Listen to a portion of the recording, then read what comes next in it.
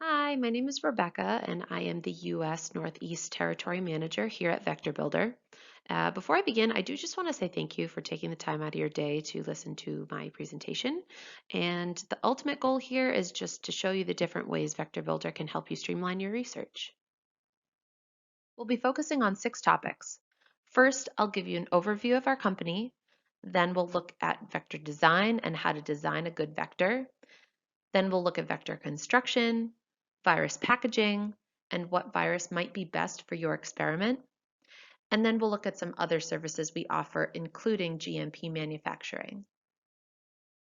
To give you some examples, VectorBuilder can help you with your vector design, vector construction, virus packaging, library construction, back recombineering, stable cell line generation, and GMP production.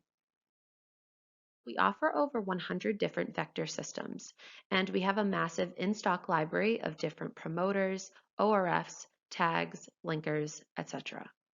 After you design your vector, you'll see that our platform offers rich annotations, including detailed descriptions and application notes of vector components, backbones, and systems. Our prices are very affordable. So for example, our shRNA and CRISPR vectors start at $99 and gene expression vectors start at $159. We have a store credit option that will help you save money, and we have the capability of cloning over 30 vectors in one project at a time. We offer rapid turnaround times where basic designs can be ready in as little as 1 week. And then for more difficult designs, including fusions, mutations, synthesis, vectors with lots of repeats, you can expect maybe 2 to 3 weeks, sometimes more depending on what you're asking us to do. But before you order, you will always receive your exact price and turnaround time range so that you know what to expect. In terms of R&D, we are constantly working to optimize vector systems, promoters, tags, and virus packaging protocols. And we also prioritize introducing new systems and services. Moving on to vector design. For a more hands-off approach, our experienced design team can design your vector for you if you need guidance free of charge. For a more hands-on approach, you can use our highly intuitive design studio and design the vector yourself. To design your vector, click the Design My Vector button on the home page and then choose your vector system. In the picture on that slide, you'll see that the mammalian gene expression vectors are displayed, but we also have, for example, inducible vectors, conditional, CRISPR, shRNA vectors, etc. That choice will then take you to our vector studio. On this slide, you can see an example of an AAV vector. On our website, you can click on those drop-down boxes and either add a promoter, ORF, or marker of your own, or if you don't have those sequences available, you can look up these vector components in our online database. Once you've added your vector component of choice, you can actually go back in and edit your sequences. You can add tags, mutations, and so on. If you look towards the bottom of that picture, you'll see an Add Tag button. And when you click on that, you'll be able to choose from our large library of tags. Our system will automatically add the tag for you on either the N or C terminus. Or you can manually add the tag of choice yourself. When you're happy with your design, you can click the Finish Design button, and this will take you over to our vector information page. Here you'll be able to see your price and turnaround time as well as your vector map and sequence. Further down on that page, which is not shown, you'll see a vector component section, which provides detailed descriptions of the vector components, sequence lengths, and links to reference papers. 2 things to note here. First, all of this information is downloadable in PDF, GenBank, FASTA, or SnapGene form. And second, these vectors can be saved to your account, so you have a complete, easily accessible record of all the vectors you order. Once you've had a chance to look around the VectorBuilder website, you'll notice that there are these guide buttons scattered all over. And if you click on those buttons, a separate window will pop up that contains a wealth of information about that particular topic. So for instance, if you wanted to learn more about our regular plasmid gene expression vectors, you would click on that particular guide button. So if we take the example from the last slide and you click on the regular plasmid gene expression vector guide button, you'll be taken to this page. where you can see a brief overview, references, and you can go through the advantages and disadvantages of choosing this particular vector. You can also access information on key vector components and systems by going to our Resources tab. On this page, you can read descriptions and application notes on, for example, different promoters, ORFs, tags, and linkers, with references which can help you decide on what components might work best for your experiments. So, how do you design a good vector? You should consider which vector system you need, your promoter, ORF, marker, a linker if applicable, how to arrange those vector components, the cargo limit, and toxic genes. So to not take up too much of your time, I'll only be discussing the 3 items in bold today. The initial step in vector design is to pick a suitable vector system based on your experimental needs. This table lists comparisons of several popular vector types in mammalian systems.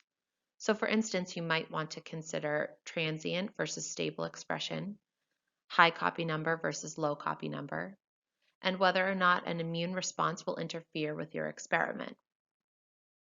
Next, when considering how much expression you want, you'll have to consider 3 types of promoters.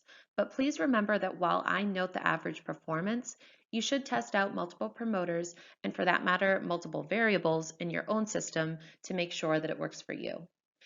In this section, we'll focus on showing data for the ubiquitous and inducible promoters. Please note that tissue-specific promoters are generally weaker than commonly used ubiquitous promoters like CMV and EF1 alpha. For ubiquitous promoters, you'll need to consider promoter strength. Stronger is not always better. You may only need intermediate expression of your gene of interest. Please note that promoters' activities vary by cell type, so you may need to test the promoter activity in your cells of interest first. For example, CMV activity varies among different cell types and is often silenced in stem cells, while CAG is associated with low lentivirus titer. While the underlying mechanism here is not completely clear, it may have something to do with its high GC content. The left panel shows the activities of different ubiquitous promoters in different cell types. Note the cell types. Some are well-known, established, and well-passaged cells, while others are considered immortalized. The right panel shows ubiquitous promoters driving EGFP expression in 293 T cells using lentivirus. In the parallel setting, the same volume of packaged lentivirus was added into the same amount of cells. Now let's look at an inducible system. On the left side, we show EGFP expression driven by a regular plasmid, providing for transient transfection of 293 T cells. On the right side is all lentivirus transduction. EGFP is driven by different promoters and transduced into 293 T cells. So even for CAG, the fraction of positive cells is low, but expression within single cells is high. So the take-home message here is to use TTS and RTTA together instead of RTTA alone, which can minimize background leaky expression. If you're bothered by the leaky expression, we recommend expressing TTS in the same vector as TRE and your GOI to inhibit the basal activity of TRE. Expressing multiple cassettes on a lentivirus vector can be tricky because of its RNA genome. So to maintain a complete RNA genome during virus packaging, a poly-A signal is not allowed between the 5' and 3' LTRs. Therefore, the expression of downstream cassettes can be interfered with by an upstream promoter. Finally, we'll go over how the arrangement of vector components matters. You have to keep this in mind when working with multiple expression cassettes, WPRE, and reversely placed cassettes. Again, to save time, I'll only be going over the first bolded item. When you want to express multiple cassettes, order really does matter, especially for lentiviral vectors. In the transduction results you see on this slide, we show that one truly does work better.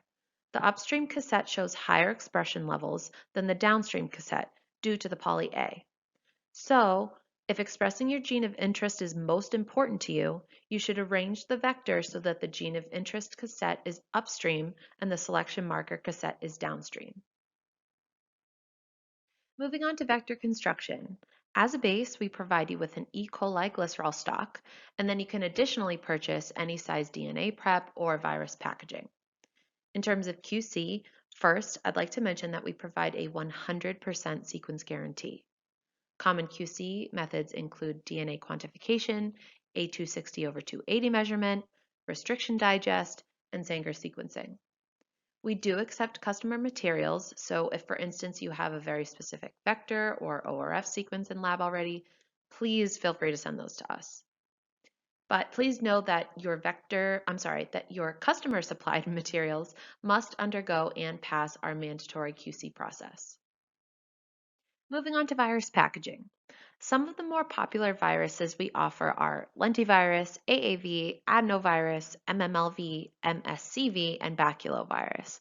I highly recommend that you go to the Products and Services tab at vectorbuilder.com and then click on the virus of your choice to review more detailed information about pricing, turnaround times, QC, and technical information.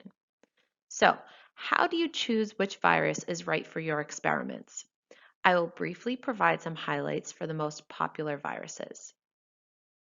Lentivirus is known for its wide tropism and its efficiency for both in vitro and in vivo gene delivery. You can choose second or third generation lentivirus, lentivirus pseudotyped with VSVG or another protein, or integrase deficient lentivirus. Our default is VSVG pseudotyped third generation lentivirus. The pricing starts at $3.99, and we have virus suitable for both in vitro and in vivo applications. AAV provides in vitro and in vivo gene delivery at a higher safety level, and it has emerged as one of the most effective vehicles for gene therapy. We offer 18 different serotypes and both single-stranded AAV and self-complementary AAV. Adenovirus is known for its large cargo space and its high levels of transgene expression in a wide variety of mammalian cell types in which the vector remains as episomal DNA without integration into the host genome. High transduction efficiency and high levels of short-term gene expression also make adenoviral vectors a preferred tool for in vivo gene delivery, so they're often used in gene therapy and vaccinations. We offer human Ad5 adenovirus and chimeric Ad5 F35 adenovirus. More broadly, our QC methods for all viruses include titer measurement, sterility testing, and mycoplasma detection. If your vector encodes a fluorescent protein, we would perform a transduction test to detect that corresponding fluorescence. If the fluorescence gene does not express well, we would then perform a drug selection test. That's if your vector has a drug selectable marker. Additionally, for ultra-purified virus, we routinely perform endotoxin assays and/or SDS page analysis. We offer additional testing services upon request. So for example, we can do ddPCR, TCID50, endotoxin assays, and full empty particle analysis. Also, we offer free control virus for our non-ultra purified scales. This control virus is designed to match the biological application of your custom virus and is meant to be used for testing viral transduction. So for example, if your custom virus overexpresses a gene, then the control virus provided will be EGFP control virus. If your custom virus expresses an shRNA against a gene, then the control virus provided will express a scramble shRNA. VectorBuilder also provides CRISPR genome editing, inducible gene expression, and shRNA gene knockdown solutions. We offer library construction services, and we now also have a custom AAV panel where you can actually choose 3 or more AAV serotypes to systematically compare the tissue specificity of multiple AAV serotypes to help you choose the optimal serotype for your experiment.